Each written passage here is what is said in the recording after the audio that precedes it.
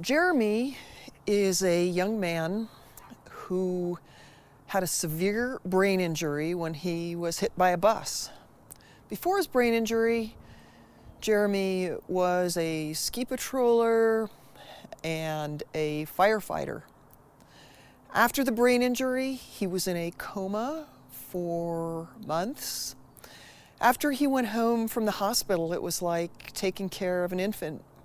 Today, Jeremy is walking, talking, working, and driving. So how did this happen? Well, let's find out.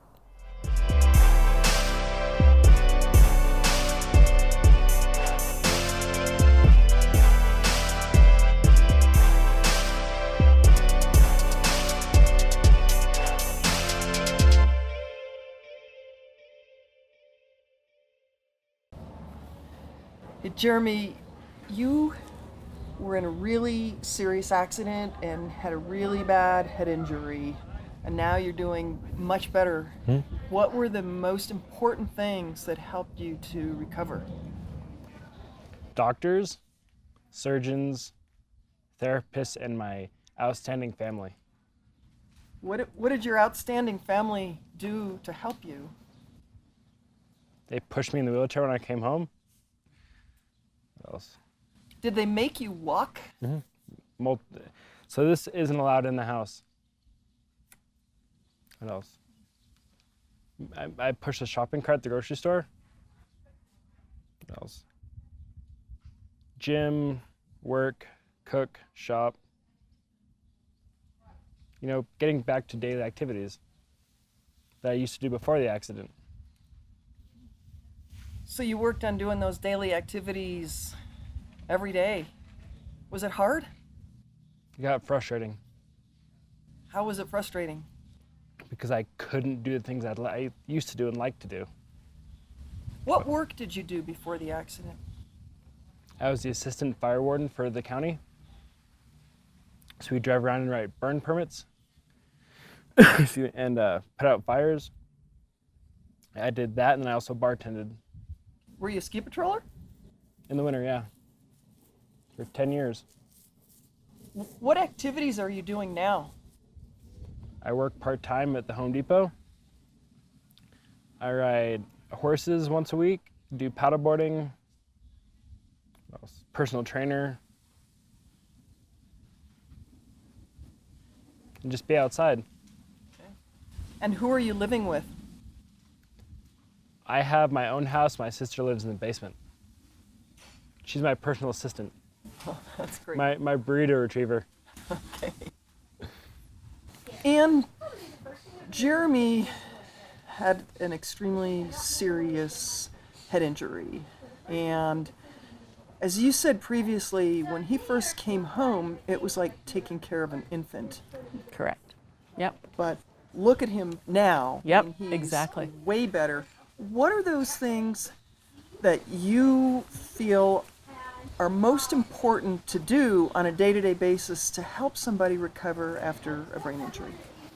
Well, I think one of the big things was to set goals and then small goals to get to the main objective. And every minute of every day is therapy. You know, you wake up, you get dressed. Whether it be helping put your leg in your pants, it's therapy. And so that's how the day started. And so everything he did, we turned it into therapy. And nothing was done for him.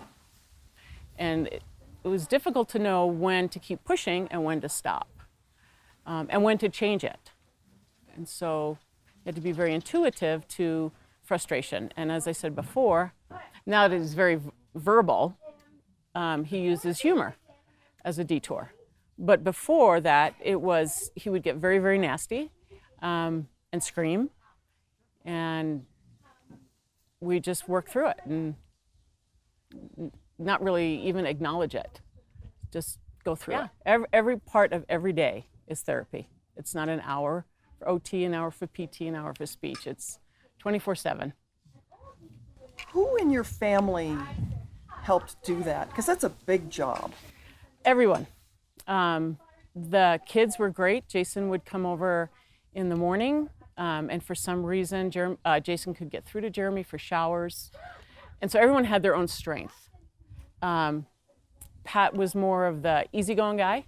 And so by the end of the day, after I had pushed Jeremy, Pat would come in and just kind of play the easygoing guy. Pat's His dad, excuse me. And then Ashley, his sister, would come in and they would go on with jokes, or they would play trivia questions back and forth. And so it was everyone. Even the neighbors across the street would come over and walk behind us with the wheelchair as I walked him to the stop sign every morning. So it was everyone, a lot of people. Jason, when Jeremy came home, as your mother previously said, it was like taking care of an infant. But now he's doing so much better. Mm-hmm. What sorts of things did you and your family do that you feel made the biggest difference for him? We pushed him. We pushed him and didn't let him be okay at anything less than his, optimal, or I should say optimize his independence. Well, how did you push him? What did you do to make him work when he didn't want to work? As stubborn as Jeremy is, there's a handful of us who are even more stubborn. And my mom, my dad, my sister, and I are probably the only people in the world who are more stubborn than Jeremy. And, we just slowly but surely kept pushing him harder and harder and harder. And ultimately, he saw what we were just trying to do was to help him. So he gave in. Okay, and specifically, what sorts of activities did you do that you think helped? From day one, my mom really wanted to help him regain his independence. And so everything from cooking his own meals to ultimately bathing and getting dressed and walking his dog, ultimately gaining that independence that all of us take for granted. As you can see, Jeremy has improved a lot after a really severe brain injury. He improved way more than any of us thought possible. How did he do this? He did it using brain plasticity.